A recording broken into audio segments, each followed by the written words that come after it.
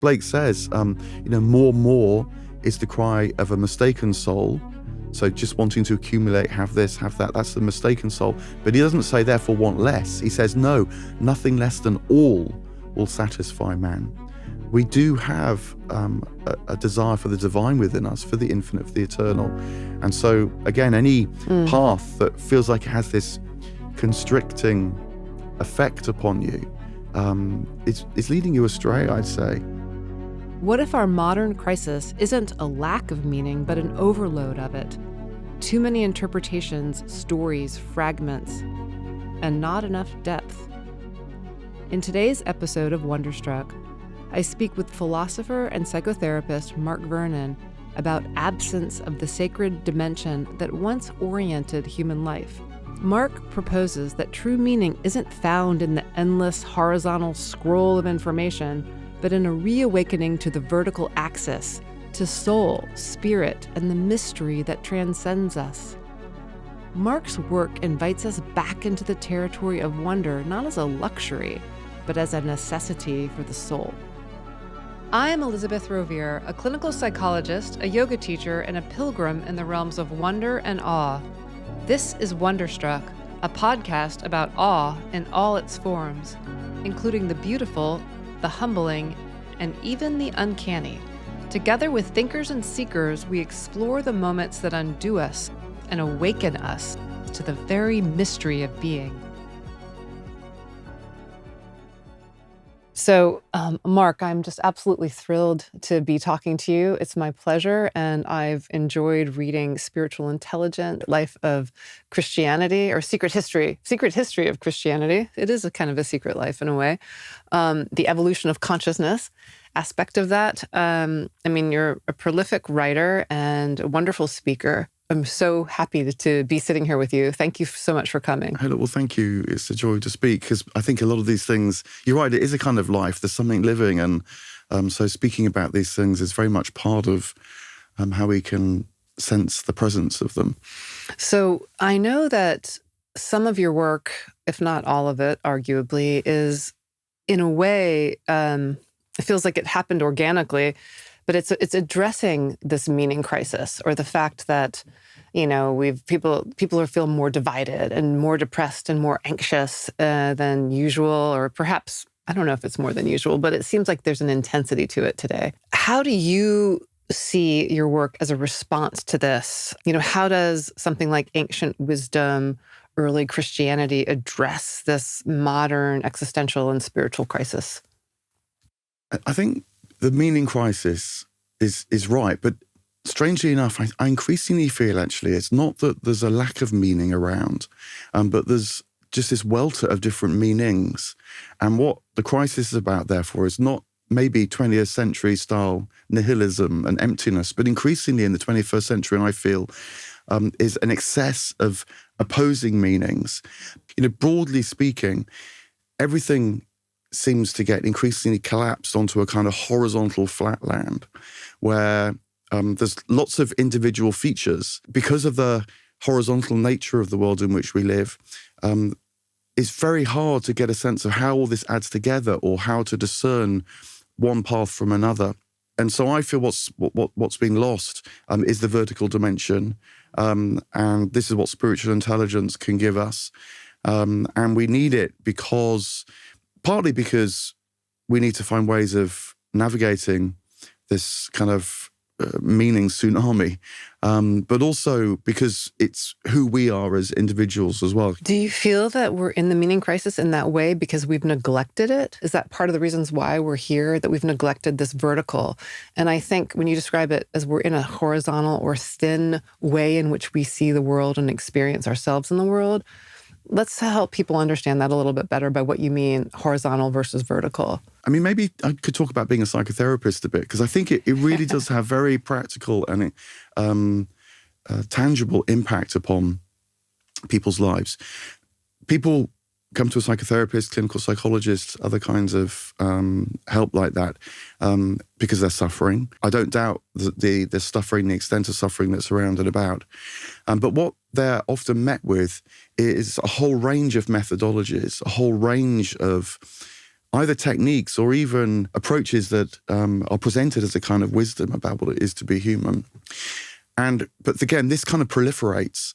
And so you very often find that after a period of time, if people's suffering doesn't just lessen for reasons of the life course, they've tried this, they've tried that, they've had this technique, they've had long periods of psychotherapy, they've tried this kind of clinical psychology technique. And a lot of it's been useful, but it's like never ending. It's interminable. There's always another stone to overturn and have a look underneath. There's always another residue of trauma to consider. There's always an emptiness, a space that somehow, particularly in the modern world, we feel needs to be filled.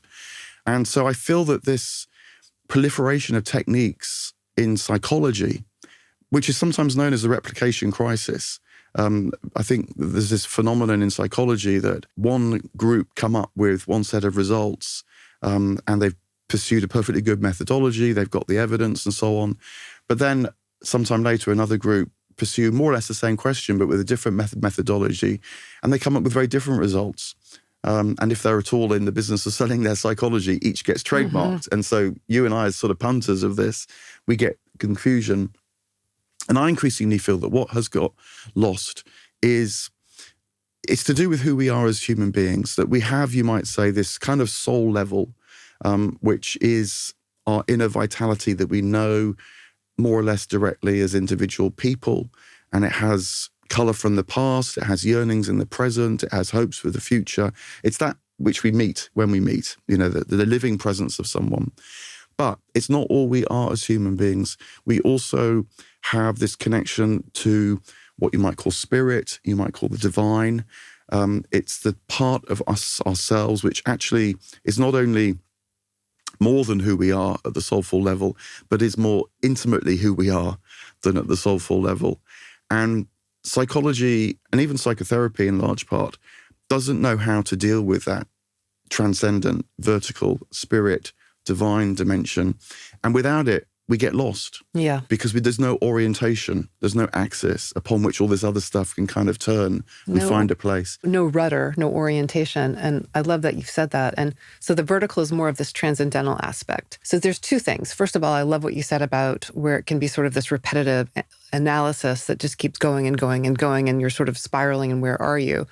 There's like that kind of witty comment like analysis paralysis. Come on, get to the point. And you talk about it, and I think it's so beautiful that it's like going inside, not to just analyze over and over, but going inside and looking inside and experiencing inside and awakening inside so that things start opening as opposed to repeating over and over, and you hit that sort of vertical or transcendental direction and experience. And I agree with you. We're very much aligned with this, but how do you do that in your work with people? And what do you do when you hit against someone that's coming from a more kind of rationalist, materialist background that's like, you can't talk to me about the soul or the spirit. Like, what are you talking about? How do you get them to be open or wake up to that inner vibrancy? It's a kind of active listening. And you're absolutely right that there's no point in presenting this kind of argument to someone in a therapeutic context in abstract, because it just becomes another idea to either reject or try and kind of keep spinning in your head, and then just makes everything worse. But if you listen out for when people reach maybe a kind of pause, or, I mean, the Platonic word would be an aporia, where they kind of run out of ideas about themselves, or there's a frustration even. And in that moment of pause, in that silence, to not just let it pass, to say, look, that might be the crucial moment now. And then, because of psychotherapy, when you work with people for a period of time, you get to know the kind of language that connects with their soul. That's not just another idea, but actually has a resonance within them. Then, part of the art, if you like, is to use that language to pay attention to that moment and to say that is something that's within you, but also that you can maybe surrender to or give yourself to, or understand to be a deeper part of yourself that's also kind of beyond who you understand yourself to be. One phrase that I find very resonant myself at the moment is this notion of the cloud of unknowing. And the author of this famous medieval text says that you need a kind of contemplative practice where everything that you think you know about yourself or about God or about the world, you put into the cloud of forgetting for the purposes of the practice. And then you wait, as it were, on the edge of this cloud of forgetting with a dart of longing love, he calls it, this desire to know more, but because everything's gone into the cloud of forgetting, knowing that you yourself can't work it out anymore. And you stand then before this cloud of unknowing, and from that will come the insights, the presence, the thatness, maybe more than the whatness, that you can increasingly know to be part of who you are and more than who you are as well. I mean, in some ways, I think that the genius of AA has got onto this in its own way. This is another way of putting it, which is when someone reaches a terrible rock bottom, often, and yet they know then there's nothing more they can do, but that's also the moment, the pause when a higher power might make itself present. Absolutely. So this is, this is around and about in our culture too. Hooray! You don't have to be explicitly religious. Yeah, that's listening actually out beautiful. for that. Yeah. Yeah, and bringing in that metaphor of the cloud of forgetting in this way. I mean, when you bring it up to clients or patients, are they interested in the cloud of unknowing? Do they want to go read it, or are they just using the metaphor in the moment in that way? Some will. I mean, because of my own past, which is connected with Christianity and the church. Right. Yes. Quite a lot of my people that I work with are aware of that in some way or other, and so they have some relationship to the church or Christianity too. And then, bringing in, do you realize this is part of your tradition as well, can be really a welcome thought. But, not everyone's like that, of course, in the modern world. And then you listen out for the resources, the traditions that people do relate to personally. And it may be another wisdom tradition, explicitly religious tradition even. But it may be through poetry or literature or the way these things get talked about, even in a secular context. Right. And so, yeah, the words at the end of the day are a bit like our soul. They're just there to transmit something deeper than themselves. Right. So, yeah, being eclectic in the words you use, not being precious about the words you use is really important. Yeah, that's fantastic. And I hear what you're saying about how, the AA tradition in this way and hitting a point where it's a breakdown and you don't have the answers. It allows for this kind of an opening. It is a beautiful spiritual tradition that you can participate in without having to be religious per se. And I like how you bring in this way of looking at breakdown and breakthrough, or these kind of polarizations, and you reference William Blake in the Spiritual Intelligence book. I'm fascinated by this as well. Where right when you're having the breakdown, it's time for you to break through. Like there's something hopeful about it and positive. So I wanted to just emphasize that and then ask you more about these polarities and Blake, because it brings us into this place of, of course, the podcast is called Wonderstruck. And, when I'm reading your book and it's looking at these kinds of profound moments where you're struck by, something that's incomprehensible or you don't know, and it's like you're like terrified and it's bewildering but magnificent. The polarization aspect of it is fascinating to me, and I was curious what you think about that. I mean, actually, as you're talking, Dante has more immediately come to my mind, and partly because it's sort of personal with Dante for me, that I myself was in a long period of psychotherapy, psychoanalysis, quite a traditional approach, really. Which one? So it was broadly a psychodynamic psychoanalysis. I went several times a week, lying on a couch and so on. It was really, really good for opening up my troubles. Yes. And I needed that. But it offered a way down, which in Dante's Divine Comedy would be analogous in some way to the descent into the darkness, into hell. I then got rather stuck and didn't know quite what to do next. I sort of, as it were, knew more and more about my past or about what was kicking off, and yet it didn't seem to be transformative. And then I was involved in a group and we read the Divine Comedy very slowly with a great teacher. And I realized that when Virgil and Dante get to the bottom of hell, this sort of frozen, icy lake, and they're climbing right on the body of Lucifer. It's you keep going. It's through, not saying I understand now, I turn my back and everything goes back to normal. But there was an about turn, what Jung might call an antiodromia, and that leads them to purgatory, to Mount Purgatory. Now, the point about Mount Purgatory is that there's still plenty of suffering, but there's light, there's hope. The struggle now begins to make some sense. You trust at least that it's going somewhere.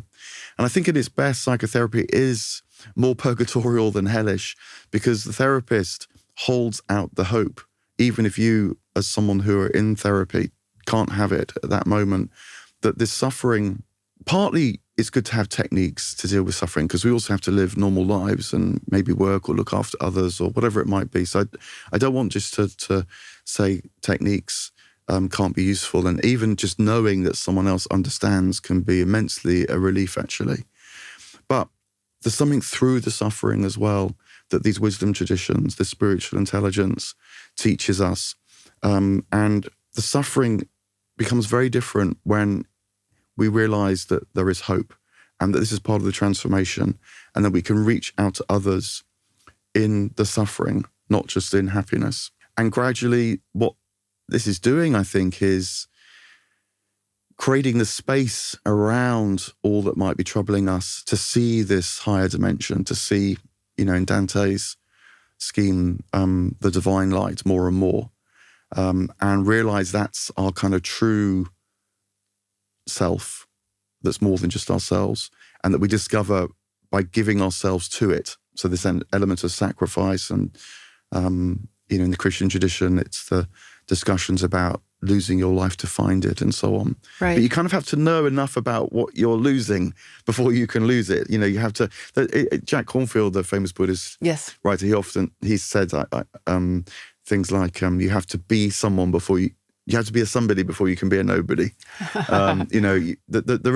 a kind of self-awareness that is necessary. It is part of the path, but it's not the end point. It's just really the preparation. I suppose that's another way of putting it. Yeah, no, that's beautifully said. That makes a lot of sense to me. The Dante analogy is fascinating, and it makes me think of having somebody that you're talking to, whether it's a therapist or a mentor, that can sort of hold that space. And when you're saying I'm going through a breakthrough, like, yeah, I know. And guess what? That's really good news, or that's hopeful, or, for them to be able to see it as a person that's going through it, like having someone else really pay attention and hear those, as you were saying, those moments or those kind of the pauses or those gaps where something gets stirred up and you're like, okay, there's one of those moments. Is that a Kairos time? Would that be a Kairos time? Yeah, no, okay. Absolutely. And what is Kairos time for people that don't know what it is? Well, this is where a little bit of Greek comes in handy. That there's more than two words actually, but the two words for time in Greek, and one is chronos, from which we get chronology, and so it's clock time essentially, and it ticks second by second, and is steady and regular and is useful for organizing things and all the rest of it. But when it becomes too dominant, it tends to squeeze out this other kind of time, Kairos time. And Kairos actually is a Greek word that comes originally from contexts like weaving, and the great weaver of the cloth knows exactly the right moment to throw the shuttle through, and so it's that kind of sense of rhythm and pulse. But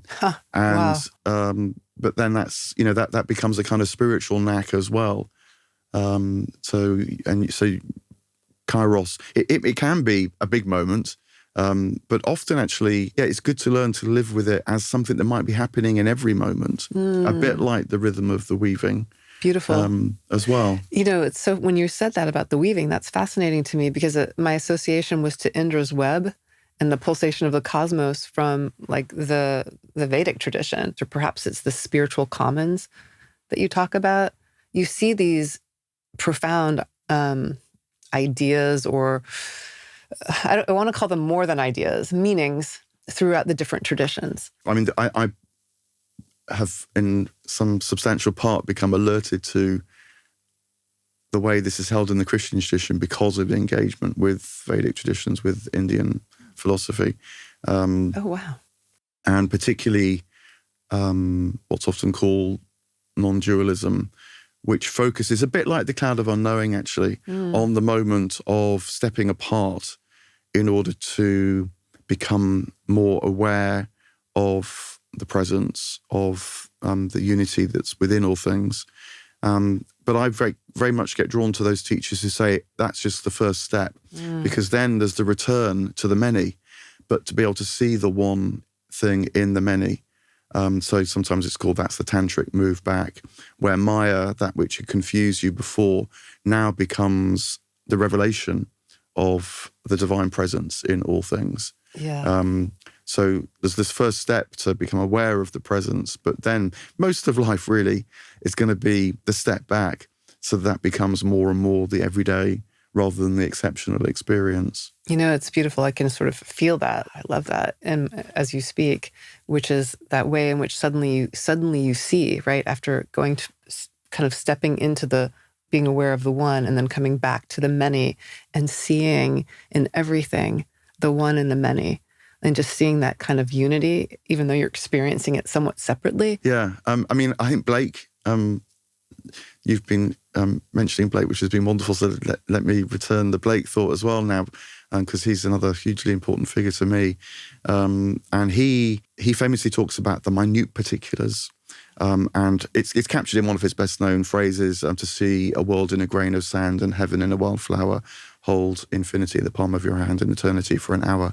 So this is very much a kind of poetic invocation of how the universal is not discovered in some sort of abstract space, but is discovered at the heart of everything that is, the world's in a grain of sand. And he has a very lovely phrase that I think is precisely about becoming more aware of this, where he says, there is a moment in every day that Satan cannot find, nor can his watch fiends find it. But the industrious find this moment, and it multiply. For when it once is found, it renovates every moment of the day, if rightly placed.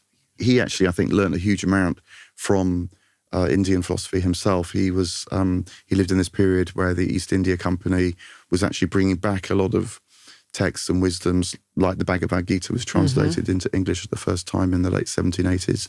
Oh. And he read this, he's one of the first readers, and I think it revived for him his sense of being a Christian mystic. Fascinating. Yeah, I felt like I learned more about William Blake in reading your books, and the quote about joy. Will you just say it? Yeah. Again, so this is very much about this difference between the kind of chronological, step-by-step through life, or the kairological, which is this moment which you give yourself to, where he says, he who binds to himself the joy does the winged life destroy. He who kisses the joy as it flies lives in eternity's sunrise. So that's this very different, attentive sort of stance. Kissing the joy as it flies is participating wholly in the joy as it flies, but not so as to possess it, but so as to sort of release into it. Right, releasing into it. Yeah. Gosh, so this is fun having this conversation with you, because as you're talking, I mean, I'm associating much more than I'm like thinking about what to do next. The sense of joy and like trying to hold on to it, right? And the problem of that, and kind of kissing it as it flies and participating in it. My association went to, that's life. Like, we don't possess our life. We participate in it, right? I mean, there's a way that you've talked about that. Like, it's not yours to own. It's yours to participate in. I think this is right. And, the link to death is both at the heart of the wisdom, and is certainly for me the great challenge of the wisdom as well, because this is a letting go that is ultimately a preparation for dying itself. To make it a bit more bite-sized, there's another very nice phrase of Blake, which helps me, where he says, every kindness is a little death. And so that's the idea that when we offer a kindness to someone, we do give of ourselves. We act not for our concern or out of our anxiety, but in order for the benefit of someone else. And it's a little death, therefore, of our sort of small self, if you like. But it's also a stepping into a wider life, because in that moment you feel the connection with someone else. Exactly, yeah. So in giving, you receive, and all these ways that this is talked about and held in the wisdom traditions. But I think particularly, maybe it's more of a second half of life task, is to live more and more in that mode. Because as Jung puts it, the thing about the second half of life is you realize that the sun is no longer climbing higher and higher into the sky and blazing beautifully above you, but actually it's begun to come down in the sky, and it's afternoon, and at some point there's going to be a sunset, and you hope that will be beautiful. But now is the moment to practice that.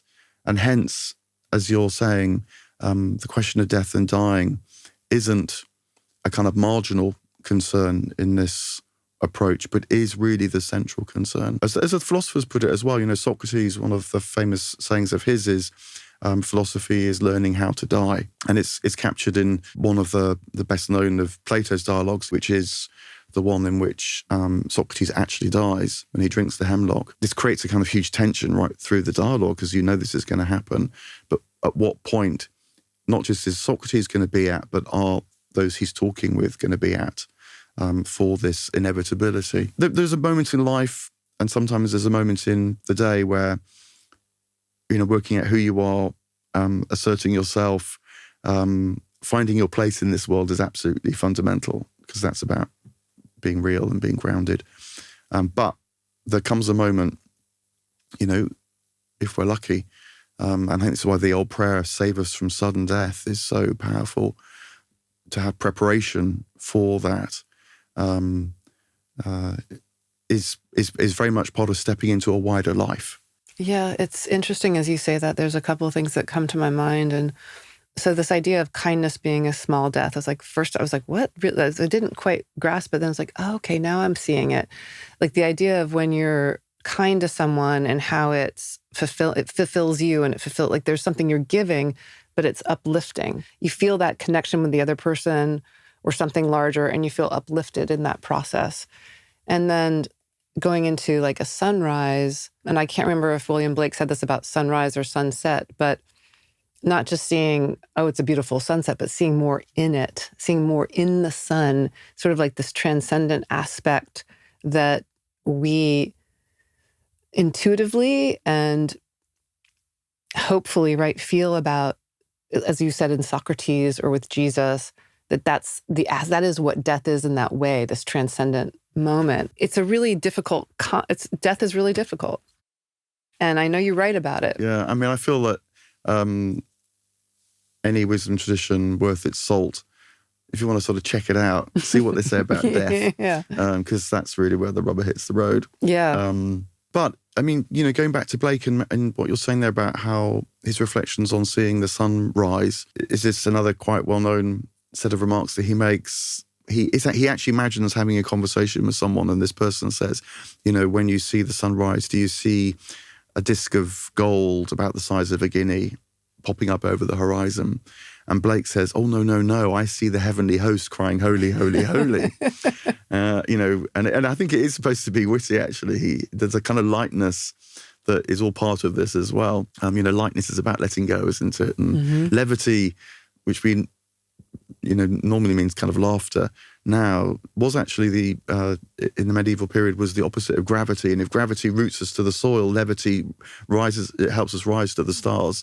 Yeah, so I think that this capacity that Blake promises, he says that his work is a kind of education in this capacity to see. He's not saying this is some sort of ecstatic moment that I had one day.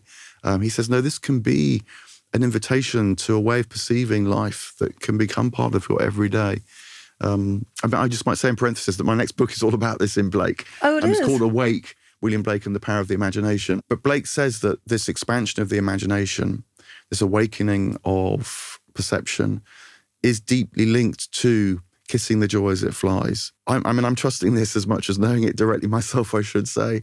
But I think that part of orientating and feeling into this wider life is knowing at once there's a kind of letting go of self, but that at the same time is an opening onto more. Life grows as a result. It's like the dart of longing love before the cloud of unknowing. We can't know it in the sense of being in control ahead of time and, here's the program, as it were. This is a space which is growing even as you're growing into it.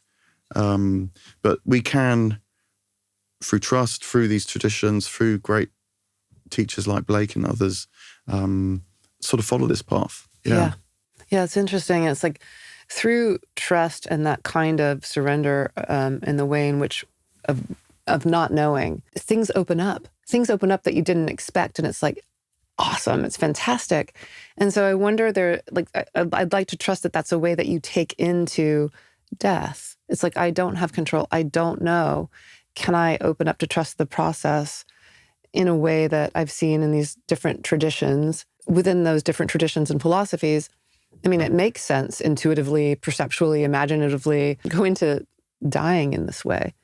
I mean, I think it's a profound thing. And how this is presented in the Christian tradition, I think, is particularly challenging because the death that's at the heart of Christianity, in terms of the narrative of Christianity, is, of course, the death of Jesus. And that clearly was a troubling experience. There's the story of Jesus on the night before he died, in the Garden of Gethsemane, and being deeply troubled, so much so that he sweated blood. And yet, it's through the depth of that suffering that the moment arrives where he can also say, but not my will, but thy will be done. And then the angels come and minister unto him. So this is not as if the suffering goes away, but something more than just the suffering comes to be known, I think. And then Christ on the cross utters this line from the Psalm, my God, why have you forsaken me? But in that darkness is where the light then comes in the story, that's through death, that there's the resurrection, there's more life. It's like Dante again, that the way out of hell is not to turn your back having seen the worst, but is to go on right through the heart of darkness, right, on Lucifer's body. And so trusting this in these stories, but also I think it's one of the reasons why it's so valuable to have been with someone when they're dying, or when they've died, as they die, because a kind of felt familiarity with what's possible is really the best guide. I can come up with phrases. Someone like William Blake comes up with very beautiful phrases, but at the end of the day, knowing directly that what might be possible, and so being able to call on that spirit yourself is part of the task of learning to live. It is part of the task of learning to live. And I'm glad you said it like that. I think that's profound. And I'm also glad you brought up Jesus, because I know in your work you've talked about Jesus's death and Socrates' death. And there's two aspects. And I'll just, I grew up in an Anglican, Episcopalian, Christian tradition, and, walking into church and seeing the crucifix. And I was just like, I just don't get it. This isn't making sense to me. And then a lot of times, even during sermons, it's like, okay, but I'm still not getting it. I started getting it more, not 100%, but working on it. When you're talking about, but that's the deepest part of his humanity, is to be able to experience human suffering. I mean, okay, so it kind of sucks. It's not great. But that profound moment of being utterly human, and yet coming into that transitional moment of moving into light or seeing the light, but feeling forsaken, like a lot of us, humans do. We feel this way at some point in our life. That's Jesus as profoundly human, that all of us can relate to. And where you talk about, God or Jesus or Logos becoming human so that we can become not just human. And I say it like that because it's, is it God? Is it light? Is it something transcendent that we don't understand? So that's really meaningful to me. And to bring it even to a more concrete analogy is, you write about the death of Ivan Ilyich, a story by Tolstoy, which when I read that, I was like, oh my God, that's one of my favorite stories ever that I reference a lot because I find it deeply meaningful and also hilarious. I guess my point of that is, here's this guy, Ivan Ilyich, that's cranky, and he's got like this family that's like, oh, it's inconvenient that this guy is dying because I want to have my party on Sunday, and what's going to happen? And then he has that moment. And I'm reading it from your book, from Tolstoy, but it's like, he's like, all of a sudden in death, he's like, where did the death go? There was light. But maybe you could talk a little bit more. Yeah, but it's only at the moment of death that the death goes, as it were. Yeah, so that's the paradox again. Yeah, the paradox. Yeah. I mean, just my tradition is the Anglican tradition as well, in the Church of England. In Christianity generally, actually, the cross is talked about in lots of different ways. And I feel that most of the ways it's talked about is not helpful, in fact, because it's the transactional reading of the cross. It's like Jesus had to die to redeem us from our sins, and God, as it were, needed the sacrifice in order that we can be washed clean.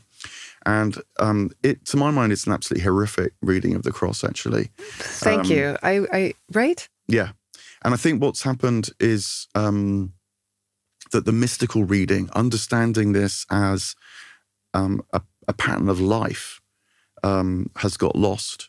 And this has become, I think, particularly intense since the Reformation. But actually, do you know, for the first millennium or so of Christianity, that transactional understanding of the cross wasn't really very present either. So before about, the 1100s, that transactional understanding of atonement, that's the official word. So substitutionary atonement theory is, so Christ died instead of us, Right, and the sacrifice.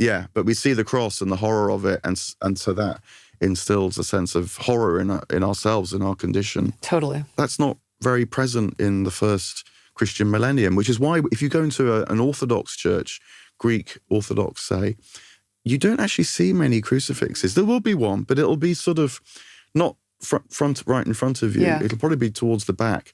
And it's much more presented as part of the path, part of your theosis, that this dying to self is part of what it is to be a Christian.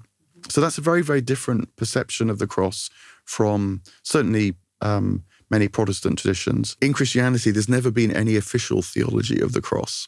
So these things, you can coexist with these things, actually, in the tradition. But I feel now, very much for the reasons you're saying, that this more mystical understanding of what the cross invites and makes present for us in our own path is really important to try and talk about, because this transactional notion, what kind of God does it invoke? And any kind of sort of person just thinking as a human being is going to be repulsed by that. Yes. And I think that's a lot of the trouble that Western Christianity's got itself into, actually. Yeah.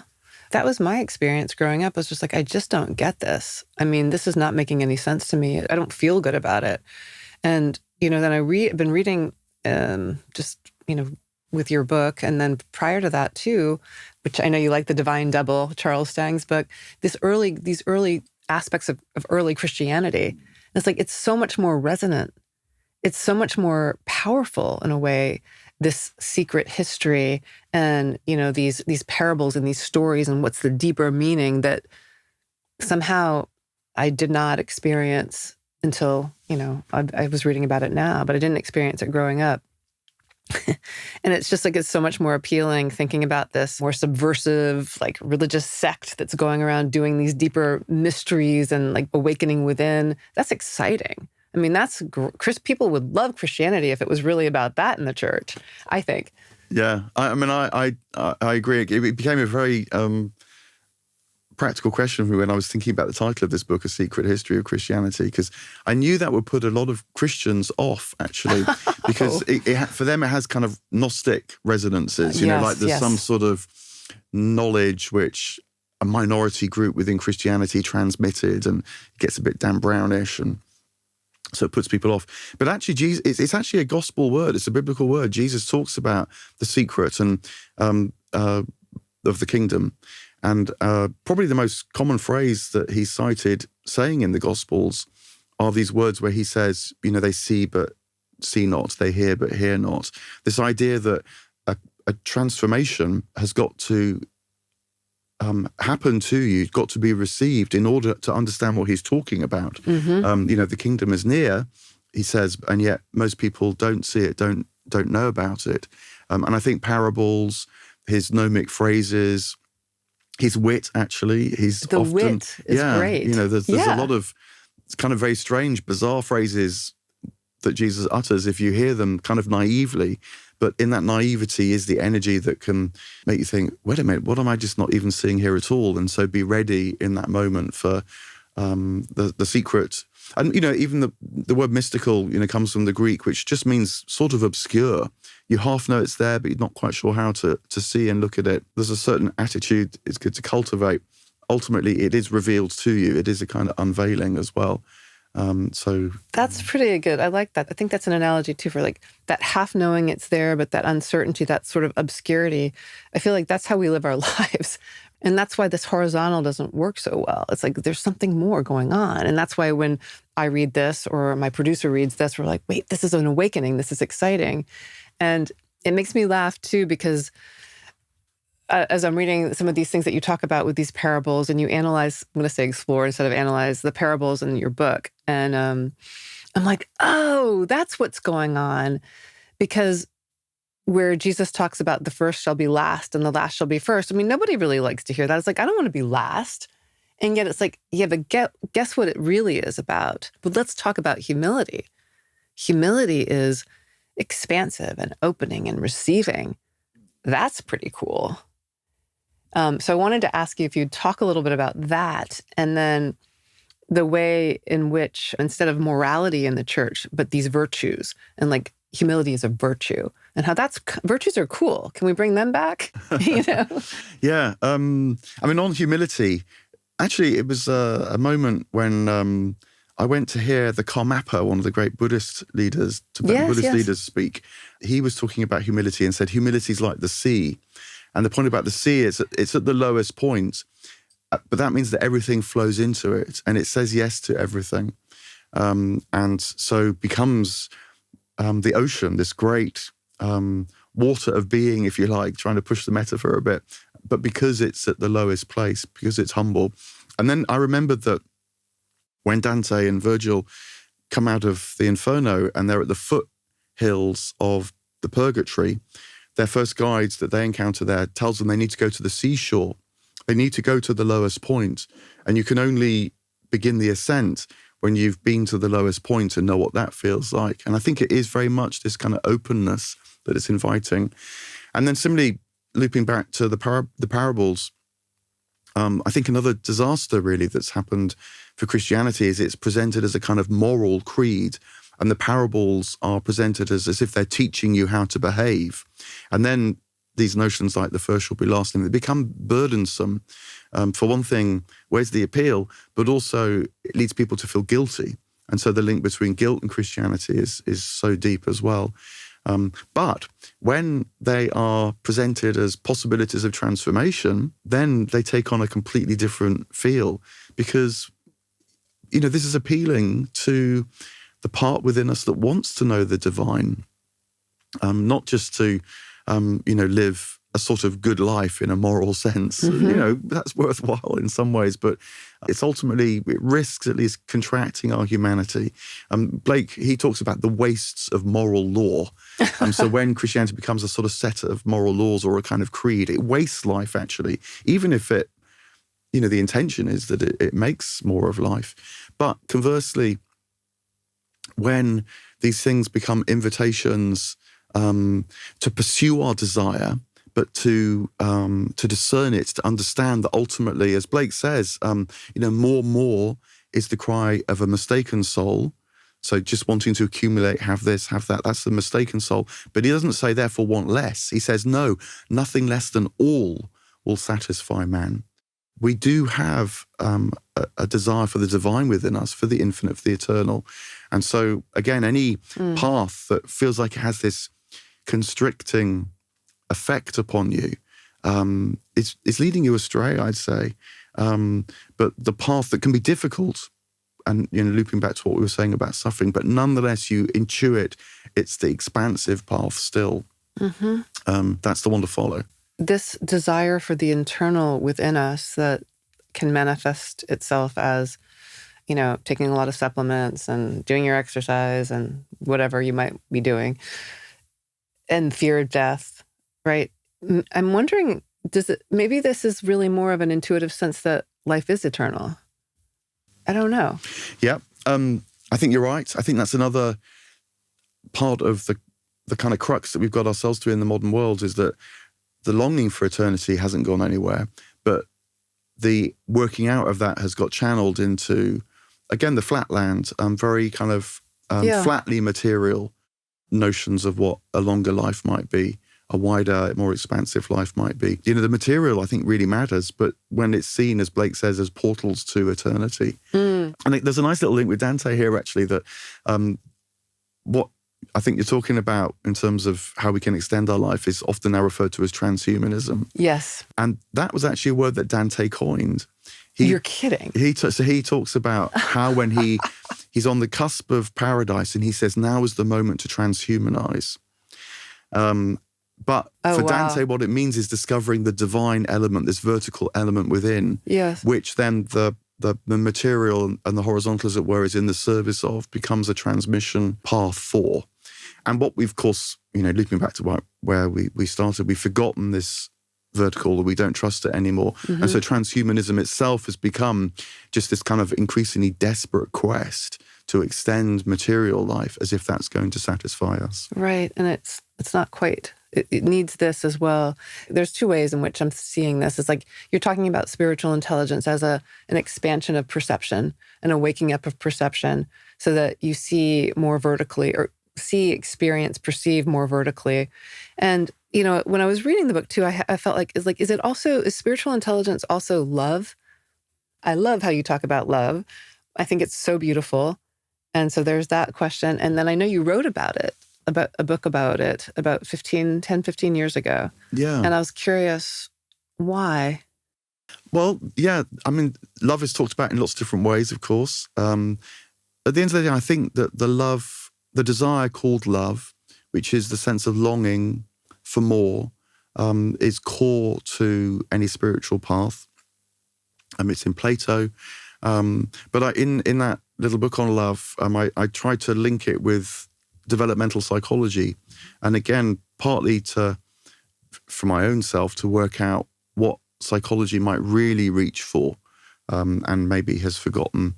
And basically the story of love that comes from developmental psychology is that we go through these phases of knowing a certain kind of love, but then that reaching a sort of limit that becomes a crisis and can feel existential. But if that can be tolerated and found a way through, then a new kind of love opens up as a result.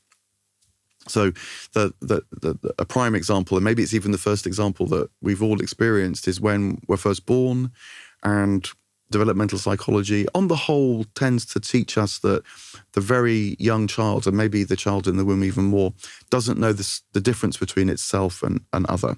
The universe is a kind of oneness, but it's a primitive oceanic bliss, as Freud put it. And so to want to return to that kind of oneness is actually a sort of regressive step.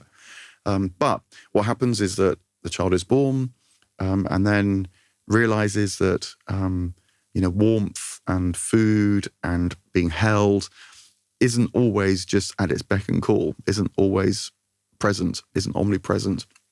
And that creates a crisis. And, if you've ever been with young babies, you'll know that they have moments where they won't be fed. They refuse to be comforted. There's rage going on there. They're kicking against it. And I think this is maybe the first crisis of love.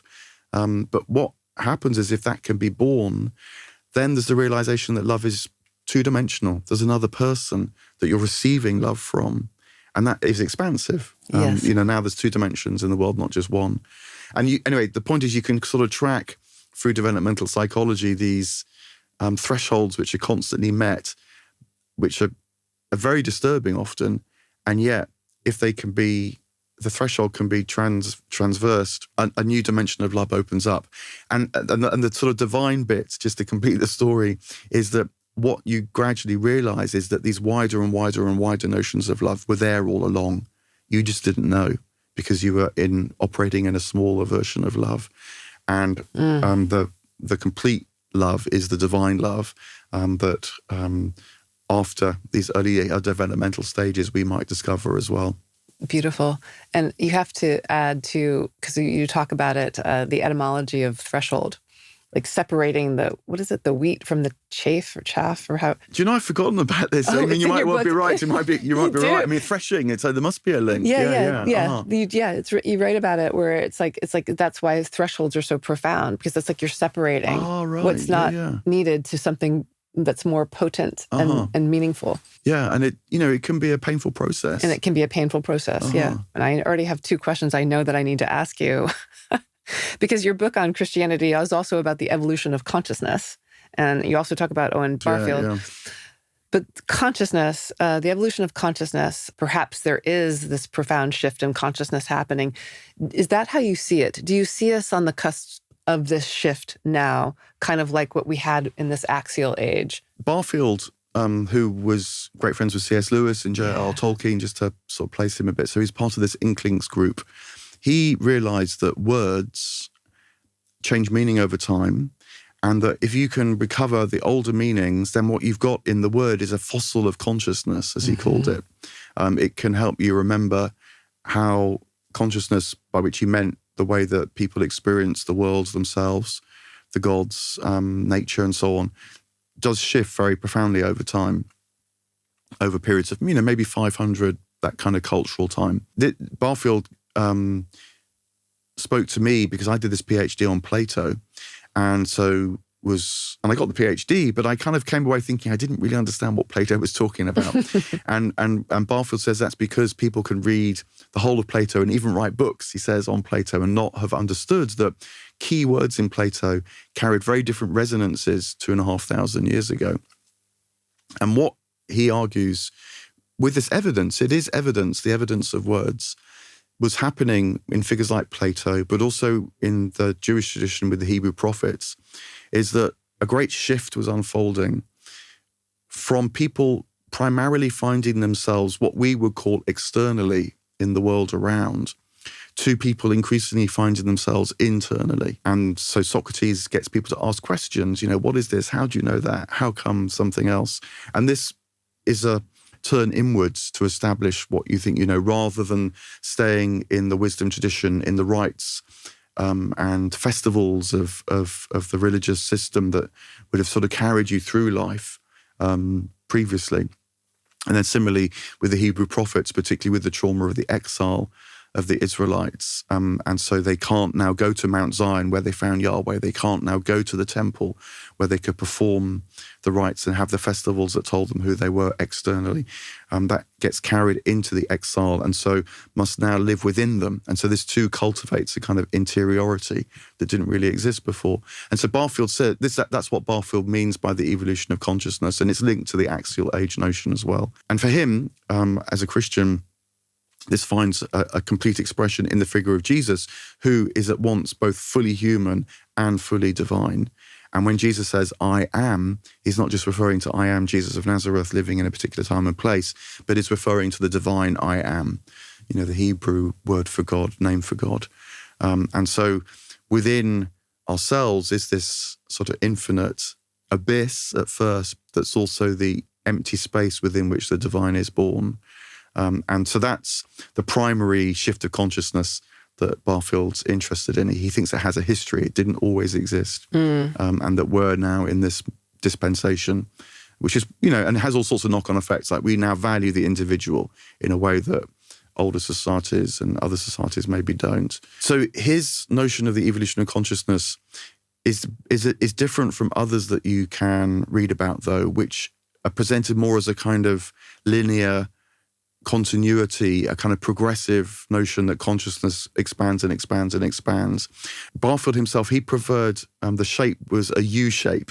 That's what he prefers. And he says that what he thinks happens is that both whole societies, cultures, civilizations, but also individuals, we go through this pattern of descent where we touch bottom and we realize that the notion of who we were that we were working with is no longer working. But that is the turning point. of the return to the divine presence, but that now can be held in our sense of self as well. That's again, this pattern we've been talking about of through losing ourselves, through this kind of different kinds of death in our life, more life is found.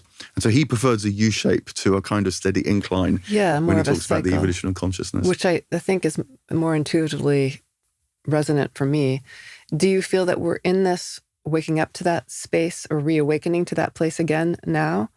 I think perhaps what's happening is that what we've been talking about that would have been talked about, but perhaps in rather secret circles, Right. amongst the religious people, the monks and the nuns, or, Right. Texts like the Cloud of Unknowing, originally it was written by one probably Cistercian monk to another Cistercian monk as a guide. So it would have been a kind of marginal interest, but now it's not so marginal. And many of us are interested in this and wondering how to build it into a way of life. And so I think that the expansion of these mystical traditions is very much part of our now. Yeah, I think so too. I mean, I was thinking about it because I was thinking about Barfield. I'm thinking about your work. I think about John Vervaeke's work and others. And it's like people are more and more asking these questions and interested in this. There's a poet, John O'Donohue, and he actually calls for a pedagogy of the interior, like bringing something back in this way that we can kind of work on cultivating it. And since it's not been as much of our culture as we're perhaps yearning for. My other question that I wanted to ask you and kind of go back to again is this idea of wonderstruck, but this idea of really being struck, because this idea of struckness came to me when I was having a conversation with Jeffrey Kripal. And, Jeffrey Kripal talks about the extraordinary and to a certain extent the paranormal. And he was telling me that Wonderstruck wasn't hard enough. It's got to be like the struck part, like an ontological shock. And I'm like, whoa. But as I was reading your work, and I'm reading about Isaiah and, see his experience of seeing God, like that's definitely an ontological shock. That's like transforming all of a sudden who I think I am and my worldview. And I wanted to know what your sense of these kinds of phenomena would be of, just seeing a sunset and that's profound, to seeing God in a temple, and like what your sense of that is. And even if you wouldn't mind sharing even perhaps one of your own experiences. I love Jeff Kripal's work. He talks about the flip as well, Yes, doesn't he? yes. His book, The Flip. One of his best books, I think, is the story which he tells with a woman called Elizabeth Crone, called Changed in a Flash.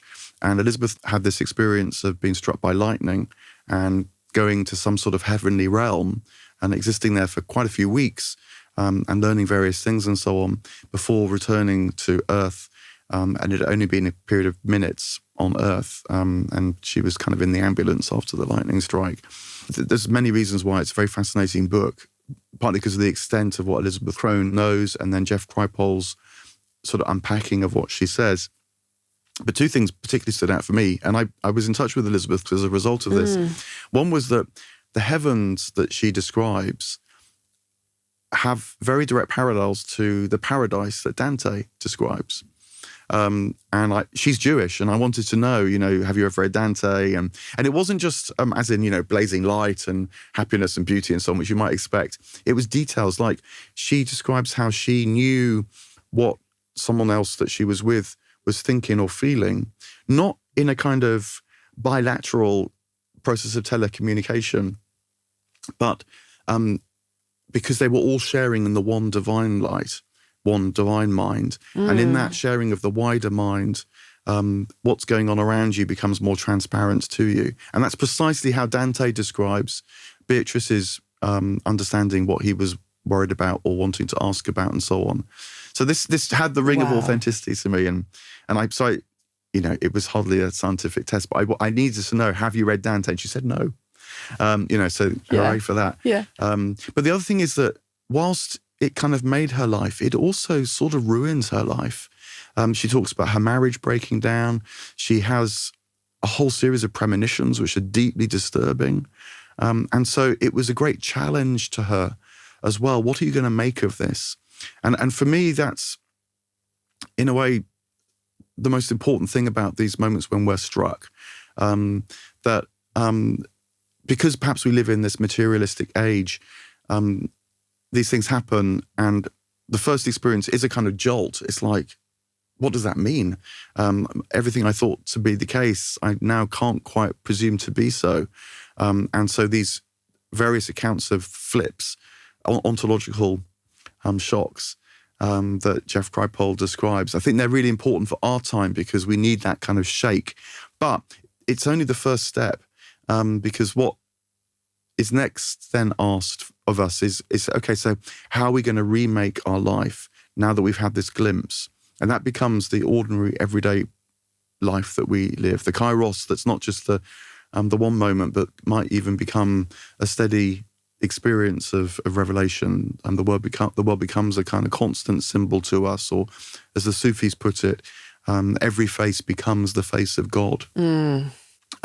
Yeah. So I mean, personally, I've never had a real massive ontological shock in a kind of blinding flash sort of sense. My ontological shock was much more about the descent, and say through the process of psychotherapy, which I described, realizing that my suffering was deeply connected to assumptions I was making about essentially my omnipotence in the world, my ability to control it, which was very, very mistaken. So a kind of a negative striking that was... But a striking nonetheless. Yeah, well, it was a kind of striking, yeah. But maybe these wonder strikes, in a moment they are astonishing, but often I wonder whether often if you talk to people, there's something quite disturbing about it too. It's a bit, be careful what you pray for. No, absolutely. I think it is kind of double-sided in that way. It's like it's an awe, like the